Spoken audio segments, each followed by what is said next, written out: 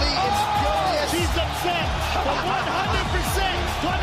100%. All live early Friday. Welcome into a brand new edition of Axe Cake Picks, episode 195. Kid, I am in a hotel room. Question off the top: how is the internet? Okay. Yeah, I was wondering. I'd even see it look different. What the heck? Oh my god! In lovely Rhode Island. Yeah, that's why they don't pay for the Wi-Fi in Rhode Island. Yeah, no, you're fine, kid. You're fine. All right, good. Well, good to be with you. Got an early edition. Got a wedding to go to, so we're gonna get this out to you early. No fights this week. We'll have Dana White Contenders Series Week 7, but a lot to talk about, a lot to discuss. We'll talk about Bud Crawford and Canelo Alvarez, anyway, and still we got UFC Noche recap as well. Dana White Contenders Week 6, and we will unravel our boxing pound for pound top 10. Let's see if anything changed. Something changed in mine, I'll tell you that. Yeah, certainly in mine. Are you surprised no fights? I guess perfect timing for the wedding. Literally. Perfect timing. I don't have to watch anything on my phone. So yeah, it's perfect timing in that aspect. But no, I don't think I'm surprised. I think we had about a good 2-month stretch of just nonstop fights. So it's good. We're gonna take a week off, and then we're back to Perth, right? Or Sydney? Yeah. Next week. I think we go down under. Yeah, so I think it's Carlos Oberg and who's your guy? The light heavyweight matchup? Yeah, forgot his name. The guy who almost beat John Jones. The hell? Back in the day, Dominic Cruz? Yeah. Dominic Reyes? We always say that. We always do that to him and to Cruz as well. It's kind of disrespectful to Cruzy. Real quick, I want to mention something off the top. So Ariel Helwani of Uncrowned, he had a 10-hour flight, and he said, "Which seat are you taking?" And I saw that you liked it. There's a lot of seats open. Off the top, before I ask you where you would sit, are you a middle, window, or row, or an aisle guy? I'm actually, yes, I think I'd need the window seat. I get a little like motion sick if I sit in the aisle and I just stare like the front of the plane. Like, I don't know, it just does a number to me. Yeah, I'm looking at it right now. We were just talking about it before coming in. I go, you would probably sit dead center of everything, wouldn't you? Where are you sitting? Where are you sitting? I really want to do 1E. I'm not a middle seat guy, but I would love to be next to Trump and Dana White. And then in front of me, you got Ilya Tapori and Terrence Crawford. And then you got that whole row is amazing. It's just like rivalries down there, especially Craig Jones and Gable in the back. That's hilarious. So that I think that's where I'm going. I think I would go 4E, be next to Tommy Boy Francis, and then I got Craig Jones, who would make me laugh the entire flight. Yeah, dude. And I think I'm across. I'm in a cross section because I like the other row too. But it's just like this whole Derek Moneyberg situation. You got Nick and Nate in the back. Like, I would be posted up back there. You know what they would be doing, and Sean would be terrorized. Sean Strickland would absolutely be terrorizing Derek Moneyberg. Probably like, is your black belt real, Derek? Like, are you a real man? He probably would fucking like grab him by the head of the seat and start trying to knee him and shit. So yeah, I would definitely be sitting back there with those guys. I don't think 1B is good. You're gonna get in the middle of something. You're gonna get glasses getting smashed. Yeah, so it would not be fun for that. But that's funny. A 10-hour flight. Yeah, I probably would go 4E or 1E. And I'm not a middle seat guy. I actually like an aisle seat. I need my room. If I had to choose, aisle would be over the middle. Yeah, nobody wants the middle seat. No one wants to see that. But okay, let's get to it. We got a great episode for you guys, like I said. And actually, we're going to start in boxing because the fight on Netflix I thought was absolutely remarkable. Long, but it was we're up till 2:00. Yeah, something like that. It was 80 minutes between the chief support and the main event. Oh my god! They had a rock ensemble. It was a concert. Hopefully, Zuffa Boxing is not like this moving forward. The walkouts alone, I think, between the two combined were 30 minutes. I think we waited like 27 something. legit. And I Someone love timed it. that Bud Crawford didn't even acknowledge. And he goes, "Oh, good for him. I didn't know he walked out to Ilya Tapore's song. What a troll move. I love it."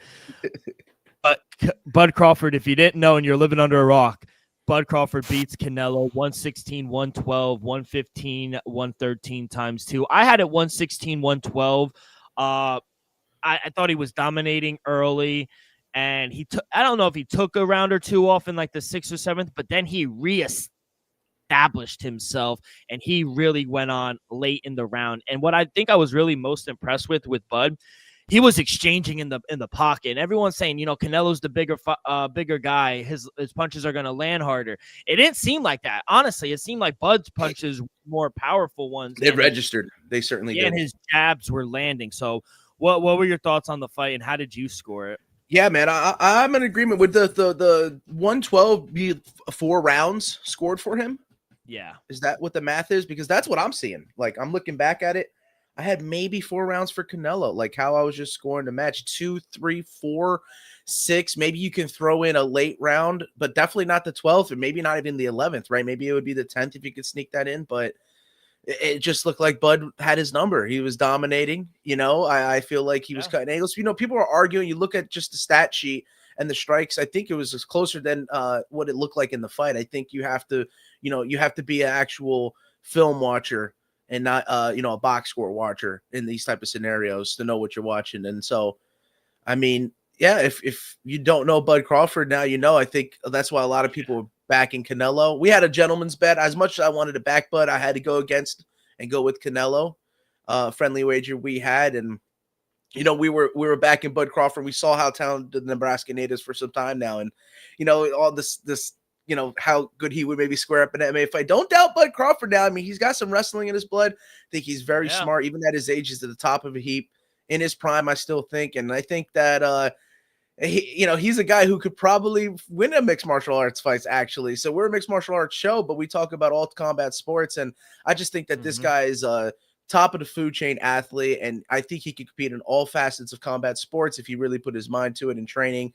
And he proved that beating Canelo Alvarez. And he gets the belts, he gets the shine, he gets the money. His legacy is solidified, and not many fighters have done what he's done. Unified over 4 weight classes now, right? That's correct what you said. Yes, exactly. So he is now the new undisputed super middleweight champion. He's the ring WBO lightweight, undisputed lightweight, light welterweight champion, undisputed welterweight, and the WBO light middleweight, and now the undisputed super middleweight champion. He's an all-time great. I think Max Kellerman said it the best. He is the GOAT of this generation. I know a lot of people grew up with Floyd, and yes, he was amazing back then. But Terrence Crawford is my Floyd Mayweather. He is fantastic. He becomes the first male boxer to become an undisputed champion in 3 weight classes in a 4-belt era. He's one of the best to ever do it. He's now 42-0. I mean, the resume speaks for itself. And what a classy move, giving Canelo, even though he is champion, giving Canelo the belt back. Because what is it? They have to fabricate new ones. Yeah. And so, like, they were basically hoping that maybe he would keep them so they don't have to make another set. Like, I don't know what it was. I think he was just the kindness of his heart. Yeah, I mean, just as a like for the kids, maybe just like a dedicated. At the end of the day, they're both going to get their share. They have to have their own set of belts that they receive, just like the UFC does. I see champions all the time. Remember Mike Tyson? These belts mean nothing, they get the belts that they've won throughout their career, whether it not the exact one, but still they get a piece of gold. They have to, right? Yeah, 100%. So we'll see where Bud goes down. What I didn't like, and I know you felt a little different. I want to talk about the broadcast team. I thought Andre Ward was amazing. I'll say that he's fantastic on the mic. He's always sharp. Max Kellerman, was good to see him back. And all I was is not that John Attic didn't do a great job. I think he did a fantastic job. Sometimes as slow as the pacing of boxing is, and I think the UFC taking apart Zuffa boxing, TKO boxing, trying to bring those, and they had the UFC playing during the event. If you didn't see that, so bringing some ones that fans that would never watch UFC maybe had a chance to see that great main event. They were showcasing it. So, go ahead. No, all I was going to say was I thought he fit in perfectly, and he wasn't really able, because of the slow pacing, as you mentioned, he really wasn't able to go and new and like really get the vocal cords going. Yeah. But And when he did, after I felt like it just didn't match, and that's what sucks, I guess, about boxing is that like I'm used to like Jim Lampley, right? Like the lower monotoner, more slow paced, that play by play goes along with, so you're in with the pace of the fight. His style fits perfectly with the UFC, the intensity of it all, the explosiveness of which it occurs. I just wasn't a match, and maybe it's just something I need to get used to. But they all did a great job. I was happy to see Max Kellerman too. Yeah, that's where he shines. That's where he shines, Max Kellerman. I think but the glazing has to stop. Like the glazing, like the whole week, people like were complaining about DC. Well, real quick, the thing, my thing with Max, everyone is happy that you're back. You don't need to. You could thank His Excellency and Zuffa Boxing and these fighters one time. Make it about them. It's not about the promotion. It's not about Turkey Ali Sheik. Like saying Dana White, he's making boxing great again, and even Canelo had to step in and say, "Listen, boxing is good, buddy. What are you talking about?" So the glazing needs to stop, Max. Like that's the one thing I didn't like about him over the week, but I thought he was great on the broadcast. Right, yeah, they're making more money than ever. Yeah, it was a little much than ever. It was over the top. It was like, all right, buddy, we get it. Probably just maybe not written into the contract, but just like the meeting, the press meeting and all that. Let's push it, like, you know what I mean? Like, let's say that we're saving the sport when in reality it might have been already saved. The sport's not already. It's just that we already had it. We just didn't get the fights. There's too much, like we said, of the butting of heads of different promotions and fight promoters and all that. And now maybe because you get them under like that kind of UFC umbrella, there is none of that, right? It's all monopolized, and that might be to a deficit. We got to see. Regardless, I thought John Anik, he was very professional. I thought he was so prepared. There's not one person that's more prepared than John Anik. I mean, having your whole life for the last 10 plus years being UFC and not really be watching the boxing like that, he was step so in. Prepared. He could do any sport. He could probably do any sport, man. I honestly, like let's talk about the speed in which he could conduct himself. Probably could do play-by-play of hockey, and we all know that to be the hardest play-by-play announcing sport in the world. Yeah, so I thought it was all around a great. 41 million people were watching it. It's about 60 million short of Mike Tyson, Jake Paul. Are you surprised at the number? Yeah, but we're seeing like when they had the one view at like the Borgata or something at the Strip, right? There's over 10,000 people at the pool arena just watching it. So that counts as one viewer? No, there was over 150 million set of eyes tuning into this fight. So yeah, the number on paper, I guess, shows that it was lower than what anticipated. It shouldn't be indicative of how big the sport is, as Canelo said, and as we were trying to prove it. Boxing is not dead; it's more alive than ever. Let's get the fights, but let's still have, I think, different promotions, different stuff that doesn't keep it all uniform. I don't think a monopoly is good and healthy. Shout out Bud Crawford, man, one of the best to ever do it. Nebraska, they're on top right now. They got the best fighter in the world. They got the women's volleyball, #1 in the country. Dylan Raiola's lighting them up. Big game this weekend against Michigan. I knew you got that kid.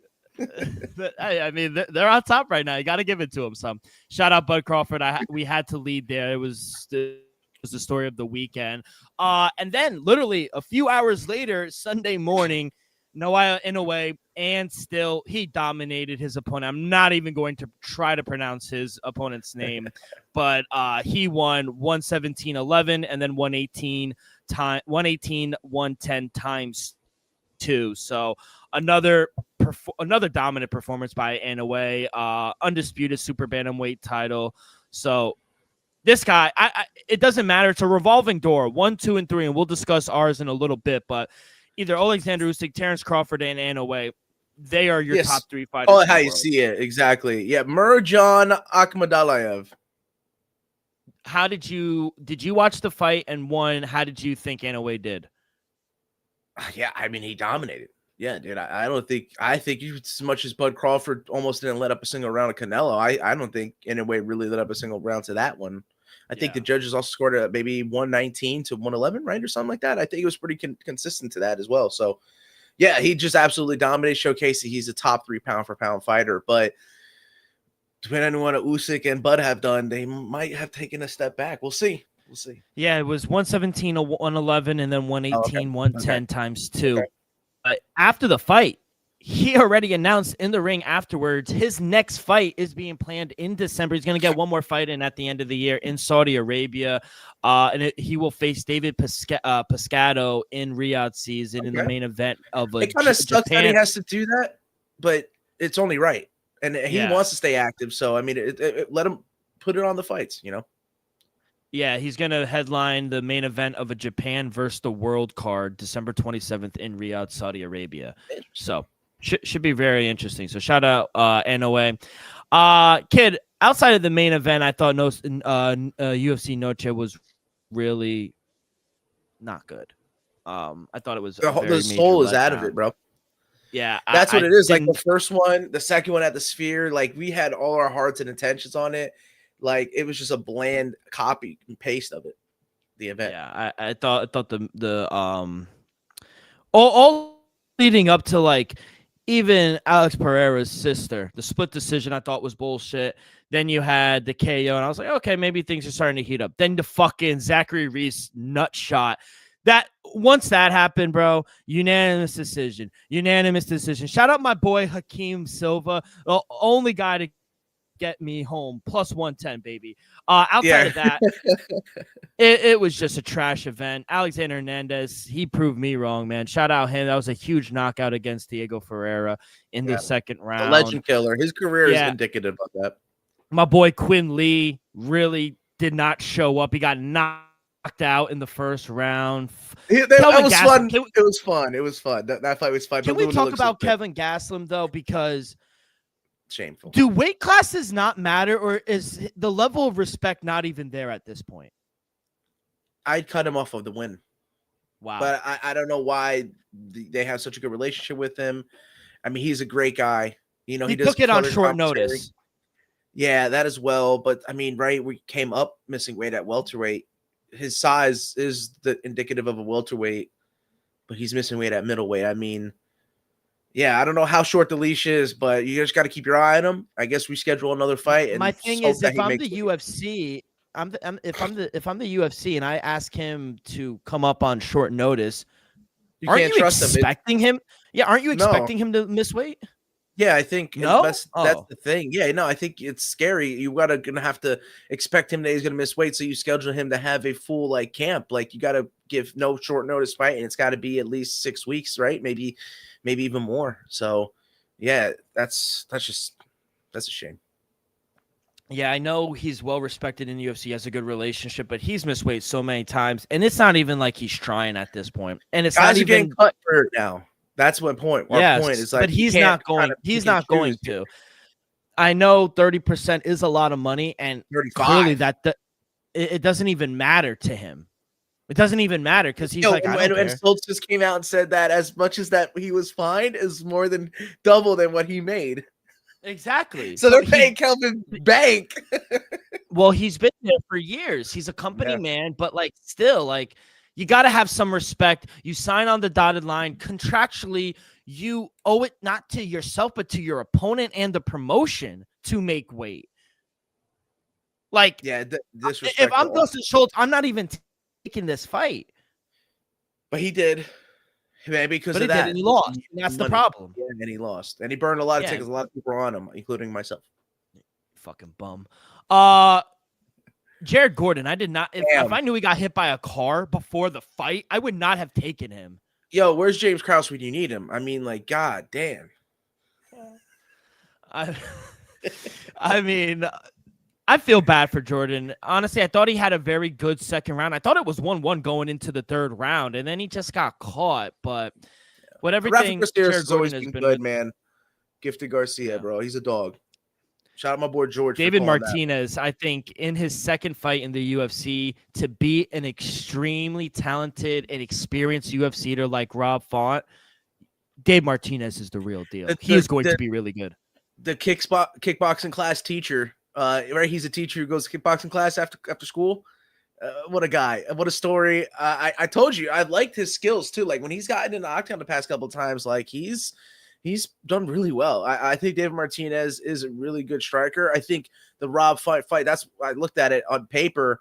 Rob Font isn't going to really threaten the takedown. He's going to try to hide behind the jab, work behind the jab, and if you can counter that with movement and the style that David Martinez has, you're going to look good. But we got to see him get tested. As we know, those that haven't gotten tested on the ground, it may not, bode so well. We saw that past event with Mauricio Ruffy. So a lot of rising stars that may seem one-sided, they got to beware. They got to round out their game. I think what the biggest difference in the fight was the speed. Yeah, the absolutely. Speed was fucking unreal. And I was like, yo, this kid is good. So yeah, Dave Martinez is going to be a really good fighter. And to have a guy on your resume as your second UFC like Rob Font, that is huge for his career. So yeah, shout out David Martinez. Level. He's ready for a high fight level. of the night and performance of the night obviously goes to Diego Lopez. I mean, I thought it was a good first round, and I thought honestly John Silva was winning, but to be honest, you cannot let your emotions dictate how you fight. It never works out. And never works out when you fight emotionally. And look what happened. You extended and you got fucking knocked out. The 12-6 elbows were crazy. Calculated. One of the coldest pictures in MMA history, in my opinion. Everyone's talking about it being Diego behind the hat in the shade, right? On the press conference. Like, that's cold of him. Like, he is, dangerous fighter. I mean, dangerous fighter. I really think he could be champion. I know everyone's out for the on the Fighting Nerds right now, but I think they'll be back. It's a tough couple weeks for them. See him next year. Yeah, hopefully Carlos Praches, rights the wrong in the Mecca against Leon Edwards. But Fighting Nerds 2.0. They're very talented. They're gonna make some adjustments, but I think Lord Silva will be back. Diego Lopez is the real deal, man. You got to give him credit. But my thing is, even with a nice knockout win like this, kid, I still don't think he's next. You got three. It's up to three men. It's Lerone Murphy, Diego Lopez, and Mosvar. Those are the three names Alexander Volkanovski should fight. I think it's going to go to Lerone Murphy. Yeah. And I think it helps when the champion calls you out too and says, hey, I'll see you in December. Did they schedule the Diego and Mosvar rematch? Like, did they try to reschedule? They never try to even schedule it. Do you think that's that's my question to you moving forward? Who do you want Diego Lopez to fight? Who do you think the champ will fight? Like, how are you matchmaking this top five? And I would even throw in number 5, Aljo. Okay, yeah, but he's a former champion. Yeah, so I don't even think he needs a couple. I think he needs one more fight. Okay. Even after the Mosvar loss? I think that was a toss-up. That could have been. It was a split decision win. Yeah, it wasn't that bad. That's why. And going into Mosvar, you give it to Lerone Murphy, like stepping in, doing the company a favor we talked about, and then knocking out Aaron Pico, who's like, who they loved, and they were like, this guy could be the next big thing, right? He gets starched. You give it to Lerone Murphy, the undefeated record that he has. You capitalize on that now. Yes, Mosvar does have that, but it's just not doing us any favors. And also, you shot yourself in the foot when you pulled out, right? When you had the opportunity, right? So, and the UFC doesn't like that at all. Yeah, the UFC does not like that. It's not doing. Armin Sarukian's talking all he wants, but he's not getting anything. He's still not going to be next. No, he's still not going to be next. So, I mean, that's the unfortunate side for Mosvar. I do think that the rematch is live. That's why I asked if they had scheduled it before, because maybe if they had done that, they already had the works, but now I think they may just go all in to just solidify that, because who would be next if not, like you said, after Lerone Murphy, if he loses, if not Diego Lopez or Mosvar. Let me give you this, Lerone, and you let me know what you think. Lerone Murphy versus Volkanovski in December. You got Diego Lopez versus Yair. No. Okay, yeah, that's some bad blood. No. Okay. I don't want to do that. I want to Mosvar Diego. Yes, Mosvar Diego for number 1 contenders, and then you do Yair versus Aljo. Aljo can win that fight.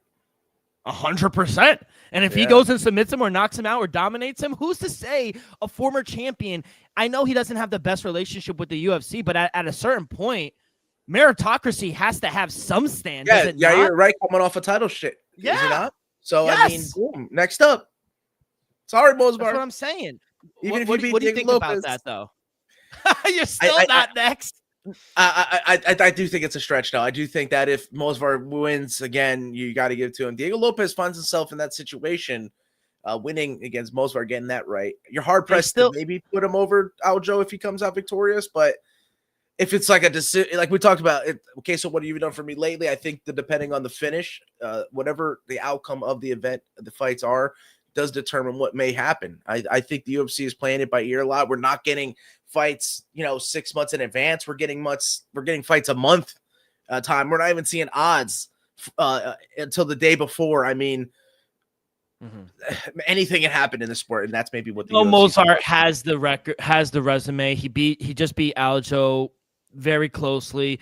We saw him beat Diego Lopez as well. That's why I didn't want to run it back, or that's why I kind of wanted to run it back. I know they have Diego Lopez and Yair is like that bad blood and they want to fight, but I don't want to do that. I'd rather run number 1 versus number 2, give Lerone the shot, and have Yair fight Aljo, because we haven't seen that yet, have we? That'd be cool. Yeah, you got to mix it up a little bit and somehow. So, but it's up to the guys to get the job done, right?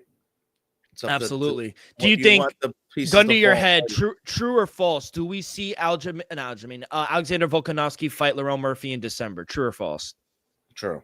Maybe even November? Maybe. Yeah, maybe. But you do think Lerone's the next fight? Yeah. It has to be, man. It has to be. His story is also incredible as well, and I think you give the miracle a chance what he's done, and man, if he beats Volkanovski, I mean, that's an all-time story right there. 100%. So you give the man a chance. Give the man a shout out Diego Lopez. He does get the 100K. He got fight of the night and performance of the night. Damn. That was so sick. How bad that cut. Well, yeah, Silva looked like he came out of a damn train wreck, bro. Car crash. Like, jeez, bro. Dana White Contender Series week 6, we had 4 contract earners. Patty McCory is the only winner to miss out on a contract. But how did we do? Total still undefeated? Yes, total still undefeated, 3-2. I had the McCory right. I felt bad for him because I thought that was a big upset. Everybody was on the South Korean Ewan Sang, and I said, Patty McCory, watch out. He might come in. It might be a tough fight. It was, and he didn't get it. So we're probably going to see him, if not at a regional promotion, probably back in Dana White Contender Series. That's just how it goes. All right, kid. Well, anything I missed over the weekend, I think I tried to cover basically everything. Overall record was 2-4. Shout out Bud Crawford and shout out my boy Hakeem Silva. They were the only plus monies to get home for me, but 2-4 on the weekend. How did you do?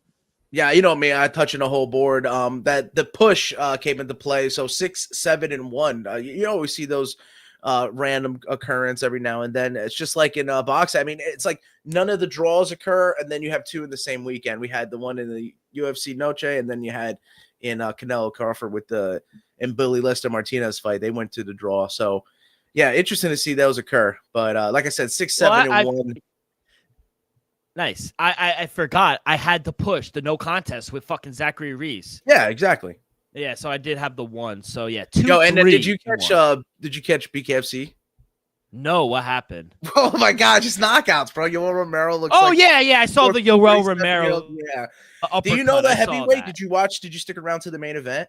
Leonardo Perdomo. Like Leonardo Perdomo, like we get on the Discord and we talk about this dude all the time, bro. Like he's so dangerous. Like he's built for a sport. He's built like a fire hydrant. He's only like 5'10", 5'11".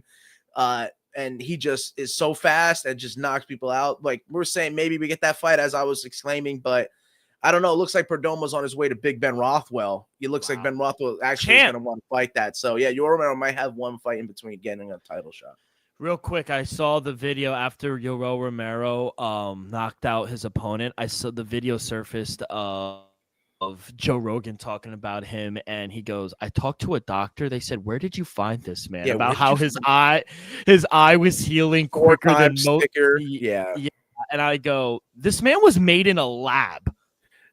That's like I love the human Romero. Experiment right there, bro. A human experiment, dude. It's insane. Yeah.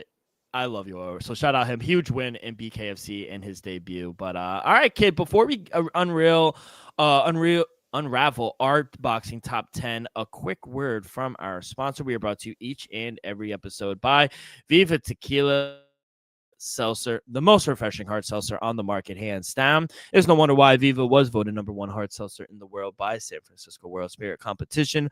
With only 88 calories, 0 carbs, 0 sugar, and a light 4.5 ABV, Viva is the perfect drink for your post-game celebration, as it was created with that active lifestyle in mind.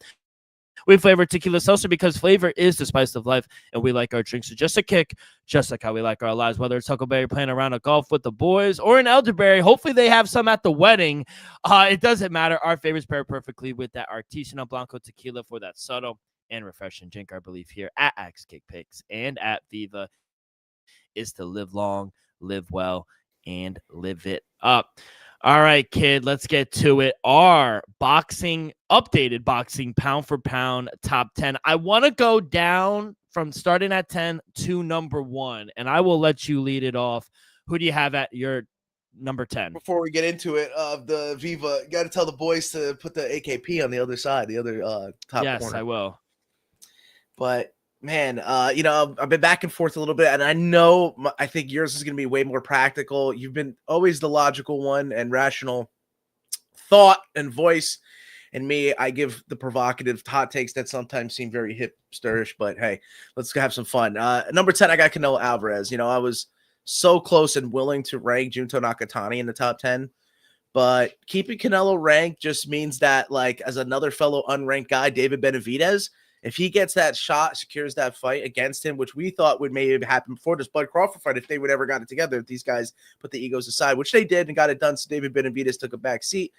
He's going to have to get that fight next. And if he beats Canelo Alvarez, I think then you can knock out Canelo out of the top 10 and put David Benavidez in there. So right now, currently, I have Canelo at 10.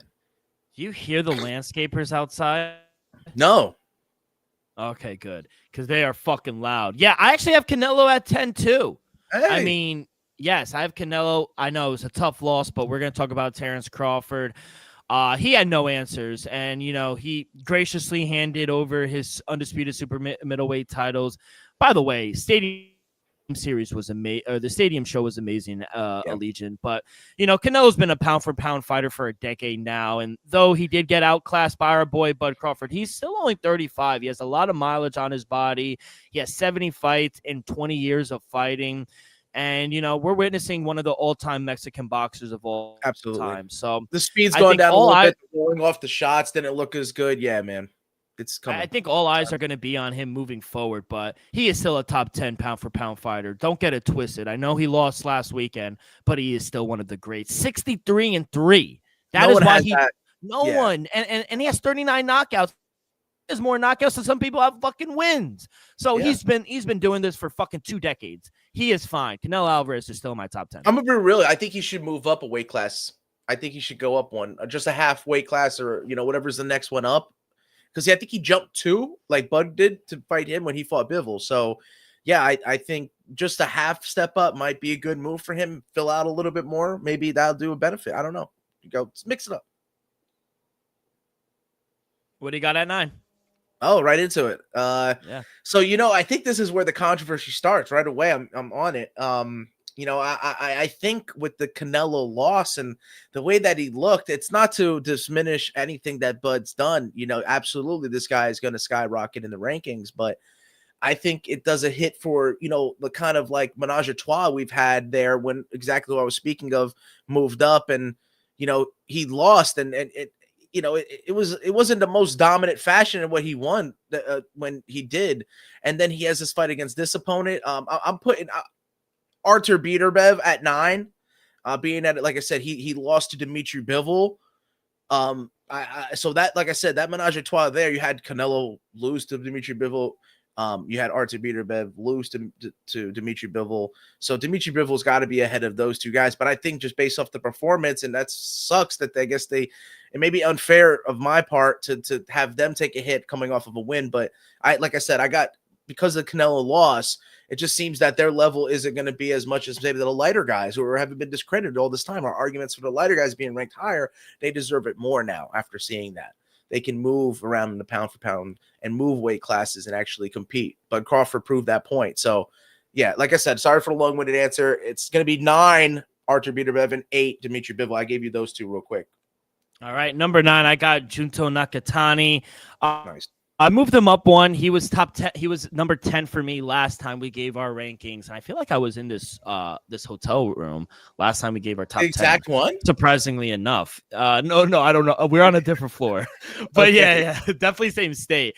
But 31-0, 24 knockouts. He's the unified champion at bantamweight. He won his last fight June 8th, TKO in the 6th round. I mean, he's one of the best fighters in the world, especially in the history of Japan. We'll see if he gets that Inoue fight on the horizon. We would love to. That's the fight that we want to see next, or moving forward, at least on the horizon. But, I do think eventually a blockbuster showdown with Inoue appears to be on the horizon. If they can continue to keep winning, both of them, they're going to be fighting each other one day. So I still think he's a top 10 fighter. Numbers speak loud. Give me Junto Nakatani at number 9. At number 8 for me, since you gave 2. Yep. Give me David Benavidez. 30-0, 24 knockouts. He's a light heavyweight champion. He won his last fight, I think it was a couple months ago, against David Morrell. I'm surprised. For whatever reason, nobody wants to fight David Benavidez. No one. He did everything he needed to do at 168. And he still wasn't able to land the fight with Canelo. Now he finds himself in a similar position at light heavyweight. Bivol vacated the WBC title so he could face Beterbiev in the rubber match instead of facing David Benavidez. He has wins over, and that's my problem. That was my mistake last week. I said, didn't Caleb or whoever that guy lose? And you're like, no, he's undefeated. I was thinking of Caleb Plant. That's my fault. Okay. David Benavidez has a win over Caleb Plant, Demetrius Andre, David Morrell, like I just said, who just win. It's only a matter of time until Benavidez is like the Mexican monster. He needs to get himself tested, and no one wants to fight him. He has a fight against Anthony. Eventually he will, because Anthony Yardy, he's good, but the scary thing is, Joe, he's only 28 years old, and he hasn't even hit his physical prime yet. David Benavidez. I mean, last time out, he looked like a heavy puncher, bro. David Benavidez looked good last time out. Yeah, and he had the unanimous decision win over David Morrell. No one wants to fight this guy. Yeah. I love David Benavidez. He is still in my top 10. I actually moved him up 1. He was number 9 for me last time. Give me David Benavidez at number 8. And that's what it is for me. Like with my list, it's the continuity to all of it. I know I have a controversial take in the coming picks, but for me at 7, I had to put Jesse Bam Rodriguez. I know others may have ranked him a little bit higher, but the jump is still there for me from where I last put him, and he's super talented. We could see some fights with, like you said, if Junto wants to move up, if Naoya Inoue wants to move up. Hey, who knows? Maybe Bam Rodriguez himself wants to move up and fight some other guys. It seems he's able to do that. So, yeah, give me Jesse Bam Rodriguez at 7. You want to go number 6? You want to tackle 2 at a time like last time? Shakur's ahead of him, baby. I got Shakur, the pride of Newark, at 6, right ahead of him, because I think there's that other fight that could maybe occur. But like I said, Shakur is a little bit bigger, so he's going to be the A side for most fights, I think, with those smaller guys. And he's, how good he's looking out there. So now being an absolute stalwart in the top 10 before fluttering outside of it, right? Remember Shakur, we were always like hesitant to even get him into 10. We got him into 10, we got him into 7, and now he's jumping up to 6. All right, number 7. Give me Newark's own Shakur Stevenson, 24-0, 11 knockouts. We know he's not really a knockout guy, but he's a champion at lightweight. And, Shakur finally got an opponent that fans were asking for. And once again, what happened? He came out on top, and he added a little more aggression, I thought, in that fight against William Zepeda. It was only a few months ago. I thought it was back in July in New York. So, as exceptional as Stevenson has been, the biggest complaint, he faces is that he almost makes it look too easy. And I feel like he coasts to a decision victory. Yeah. He was supposed to have his hands full with Zepeda, but he was able to handle everything that William Zepeda threw his way. He used his jab to the body. He used it early. The uppercuts were there. So, I want to see more knockouts. I want to see a little more competition. So I'm glad he was able to get He Williams was able to Zepeda. We'll see handle what's next. everything Nigel Ben threw him and right face to face in Errol Hawani's I saw studio. that. So yeah, he seems he can handle himself in all situations. He would beat up Conor. He would beat up Conor Ben. Let's be honest. Yeah. I said and Nigel pops. My bad. Yeah, Nothing to do you for said Nigel. Nigel. My bad. Number 6, give me Arthur Beterbiev. He's staying at 6 for me. 21-0, 20 knockouts in that light heavyweight division. He lost the last fight to Bivol, who obviously I do have him ahead. That's his only loss. It was in a rematch, but he still made a great account for himself, against a pound for pound great. Unfortunately, the rubber match is going to have to wait as Bivol is going to have back surgery. It's going to sideline him to the next year. So rather than wait, I actually like what Artur Beterbiev is doing. He's going to stay active. He's going to fight Dion Nicholas in November 22nd in Riyadh season, headlined by David Benavidez and Anthony Yarde, who I just talked about. So I actually am happy that Artur Beterbiev is not waiting. He will have the rubber match once Bivol is healthy. But yeah, give me Artur Beterbiev, 21-1. Only loss is to an all-time great and Bivol. So yeah, give me Beterbiev at number 6. I like that, man. So that means Bivol is in the top 5. Like I said, they could have been. It's just I knocked him down a peg. I did, and I guess for me in my top 5, a lot of people are not going to have this gentleman in the top 5. But if you ask me and you look back at the records, this is factual. Who is top 5? Out of these top pound for pound fighters, to have the most recent finish. It's actually not even Usyk. It's Jaron Boots Ennis. And I have him at 5. I think he's a slobber knocker guy that can sit in there and fight one of these guys we're talking about at these weight classes, and he's forgotten about it. Nobody wants to fight him. Undefeated, I think over 80% knockout rate. Jaron Boots Ennis has the most recent knockout, like I said, compared to Usyk's finish recently. So yeah, I got him at 5, and it's continuity that I'm going with based off my last list. Who's that for you? We'll go 2 in a row. Oh no, you gotta go. You gotta go. Give me your 5, and then I'll give. Yeah, at number 5, I'm going to have Jesse Bam Rodriguez at number 5. I'm going to keep him at 5, 22-0, 15 knockouts. He's a unified champion at junior bantamweight. He knocked out his last out opponent, Kufa. I think that was his name.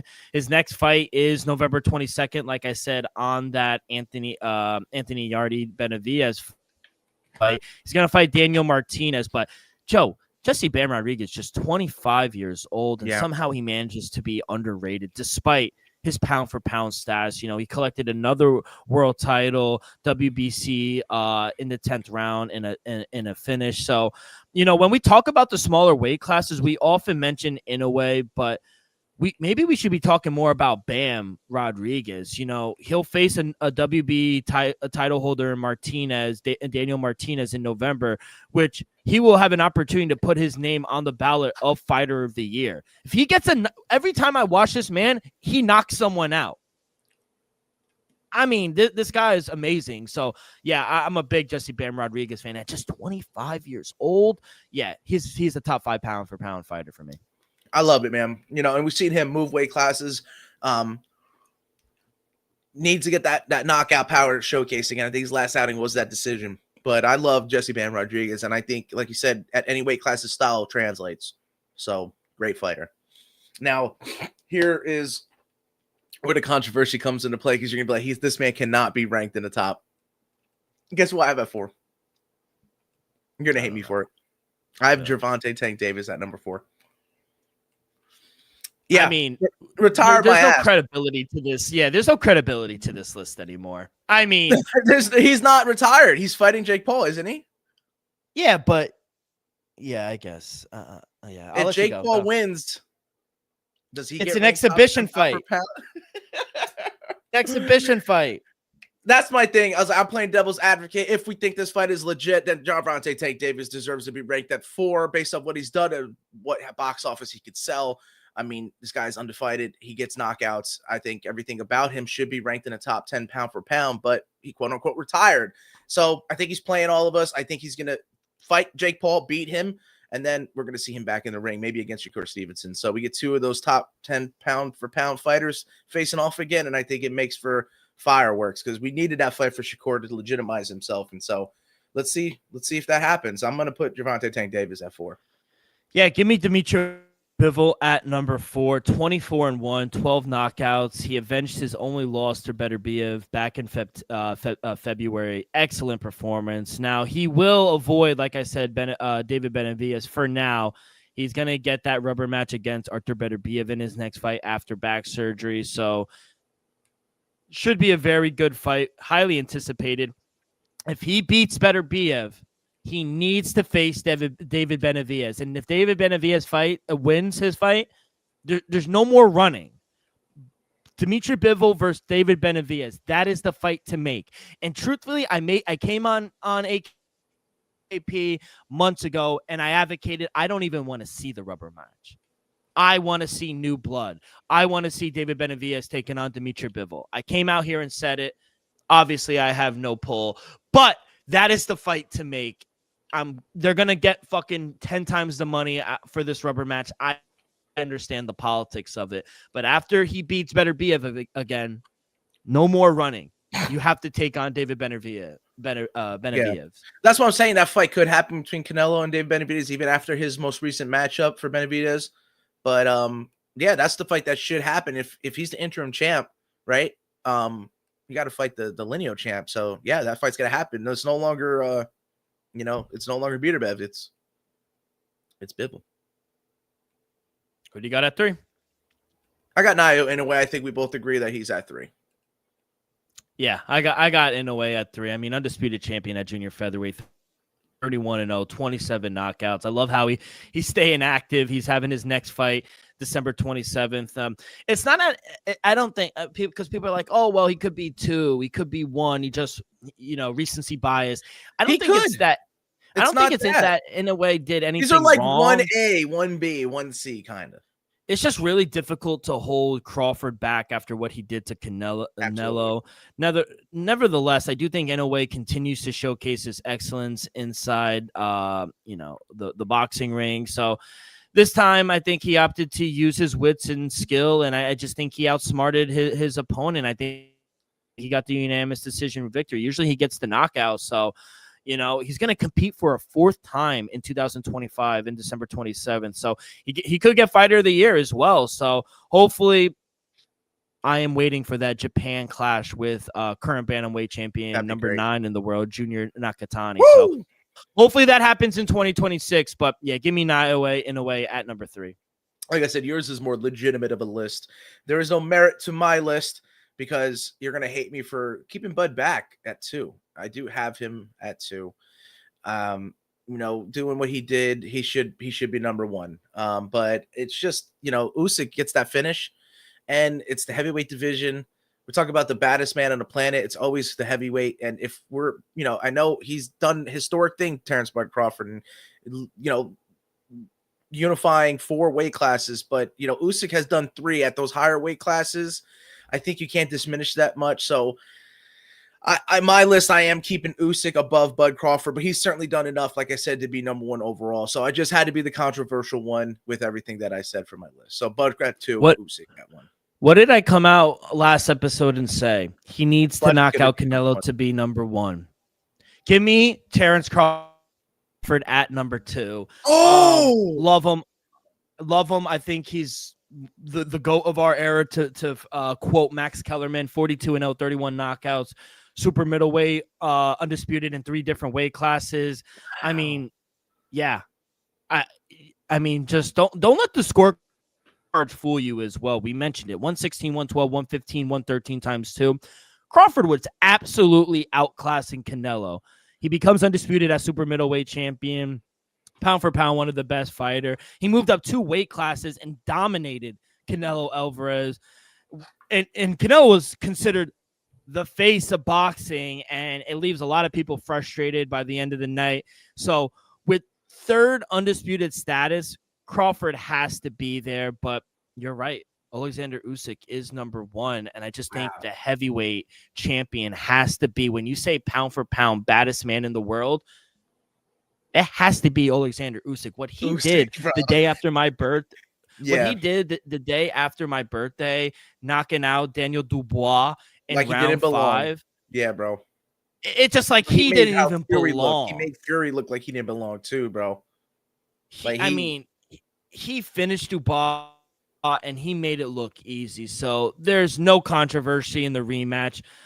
The knock I have on Alexander Usyk, you gotta fight Joseph Parker. How It's gotta happen. It's just insane. It has to happen. He should. If it doesn't be next. happen, but you're next up. Yeah, but yeah, I'll make Like the another number claim one. on here. If you don't fight Joseph Parker, Big Oos, I am dropping you to number 2. I don't want to see Anthony Joshua. I don't want to see Tyson Fury again. Hell, I might drop him to 3. I might. If Inoue beats Junto Nakatani, Yeah. you're done. Oh my You're God. going to 3. You're going to Yeah. 3. Yep. But I just don't want to see any of those. I don't want to see AJ. I don't want to see Tyson Fury. We already saw what happened with Daniel Dubois. He got knocked out. So there's not much left for him to do. I understand that. Fight. If you beat Joseph Parker, retire. You are literally the best ever. Ever.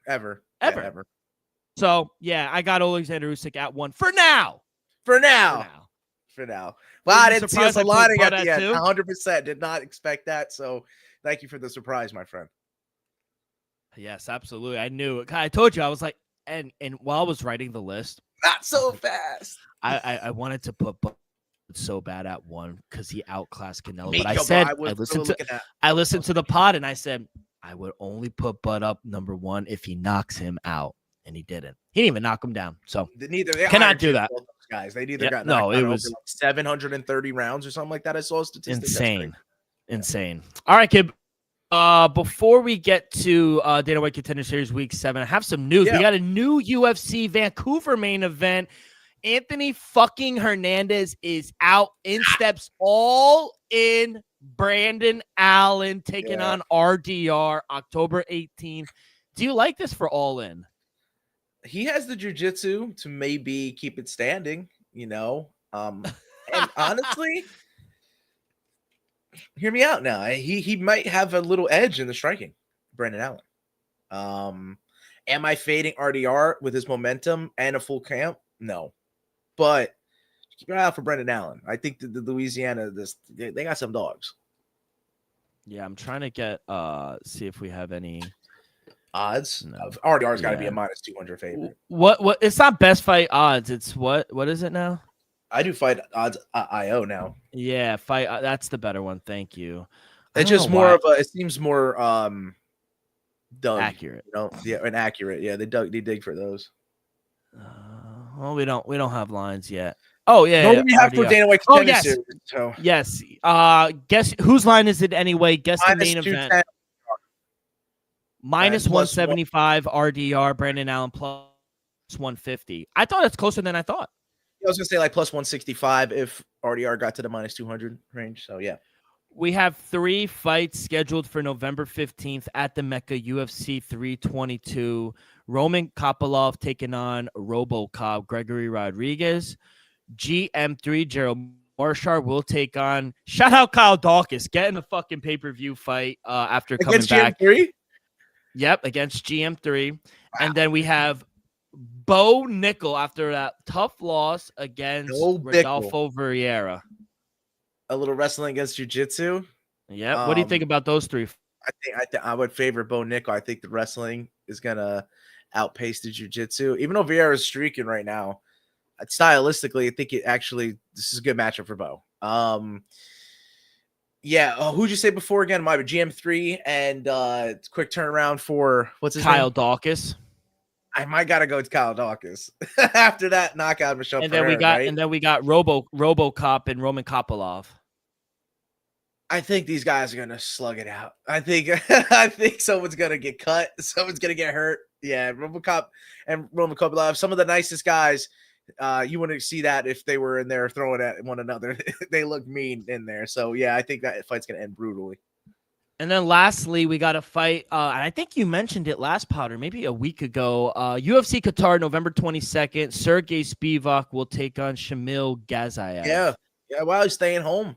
Yeah. So I mean, the crowd's going to be in his side. Shamil Ghaziyev. I mean, we all want him to be good, right? So let's see if he gets past the polar bear. We also have boxing news. I know you mentioned Jake Paul versus Gervonta Tank Davis. It has been moved to Miami. It was supposed to take place in Atlanta, Georgia. It will now take place at the Kaseya Center in Miami, Florida, November 14th. Georgia, you deserve nothing. No, I think it's more indicative of the style. I feel like, yeah. But wouldn't they be taking? Tank Davis isn't an Atlanta native, is he? I thought he's more Baltimore. No, he's DMV baby, Baltimore. He's Baltimore. So, yeah, I was gonna say it's not really like he's losing out on crowd. You know what I mean? I think his fans would travel well. You know, the fight's gonna sell. So yeah, I just think that the vibe of the fight matches Miami more. Yeah, I would agree. But that's all the news I got. But we're already on week 7, kid, for Dana White Contender Series. Totals are staying hot. What do we got this week for you? Like you know, all your New Year's resolutions. If you haven't done it now, this year's almost over, everybody. So just like a Dana White Contender Series, we're already at week 7. It's only 3 more weeks after this, right? So I gotta touch every fight. The first one I'm seeing is a featherweight matchup: Javier Reyes and Justice Torres. I think this is going to be a tough fight. And, you know, one of the few that if you win on the judges' scorecards, you would get a contract because I think these guys could go back and forth. So I'm going to total, start us off over 2.5 rounds. I think it reaches the judges or we get a late finish in that one. The next fight is a middleweight matchup between Daniel Barbier and Montes Kondratvicius. Going to take Montes Kondratvicius. I think the Lithuanian, we've had Lithuanian fighters in the past. Your girl Rose, our girl Thug Rose is one. And I think his level of competition is a little bit higher at Barbier's. You look at some of the fights he's recently had, and they have fighters that have kind of padded records, or they just haven't fought all that much, or they've stopped fighting after their loss. We saw how that bodes for our decision-making last time out. So, yeah, give me Kondratvicius there. Brian Zurcher is a familiar name for everyone who's following the PFL. He's got a tough matchup against Murtazali Magomedov, but I'm going to think that Zurcher is a better star for the sport. So I'm hoping he makes the UFC ranks. I'm going all in on money line here for Brian Zurcher. I think the Mexican phenom can get it done. And then in the co-ed main event, I'll be touching back to the totals. You have a women's matchup in the flyweight division. Sofia Montenegro is taking down Jesla Chavez. I think you can know I'll be taking the over 2.5 in that, seeing the judges or a late finish. And then in the main event, I think getting a contract right then and there with a finish is going to be done for that one. Rafael Tobias, Ayer Oliveira, under 2.5 rounds for these light heavyweight clash. I think someone's going out. So, yeah, like I said, 3 totals, 2 straight picks. Let's get it done. Hey, and keep following those totals. Undefeated so far here this year at the Dana White Contender Series through week 6. Hopefully they stay undefeated through week 7. I want to hit all my picks this week, man. Yeah, hell yeah. So we got a week off, a little lighter, but we figured we'd give you our updated pound for pound. No better time than the present, especially after 2 major fights. We'll see what Usyk does, but kid, we got a little off week. You doing anything to enjoy football or college football this weekend?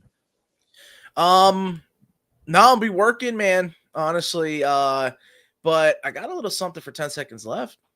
Yeah, what do you got for us? Brother, I realized that KSW is taking place this weekend. So, I got to get involved in that. KSW 110, Andres Grisbeck. He's been there, done that for them, and he's coming off a title fight against Adrian Bartosinski, but, it's not out of the realm of possibility that he can lose back-to-back fights. He's done so last time coming off a Bartosinski loss. So taking on a young Muslim Tulsayev, I'm thinking I'm going all in on Muslim Tulsayev here. I think that, maybe the wrestling comes into play. It seems the Russian, like kind of Dagestani wrestling is just taking over, and I think that he can utilize it there. Maybe KSW isn't ready for something like that yet. So, yeah, I think he could be taking over that one. Real quick, Joe, breaking news. Croatia is listening. Hunter Campbell, everyone is listening. Waldo Cortez Acosta versus Ante Delia will be going and headlining November 1st. It's a UFC Vegas 110 fight. We talked about that. We said they should match up last week. Crow. They are listening. I thought, though, would have been even more exciting if they had the fight over in Croatia. Oh, that would have been sick. Has the UFC ever gone there? Bro, I don't know. That's a great question. We've had some question. good Croatian fighters, so I mean, like, they probably have a good fan They base. should. They probably unless have a great COVID fan is base. still a thing. I think that's Crow Cop. Isn't he Croatian?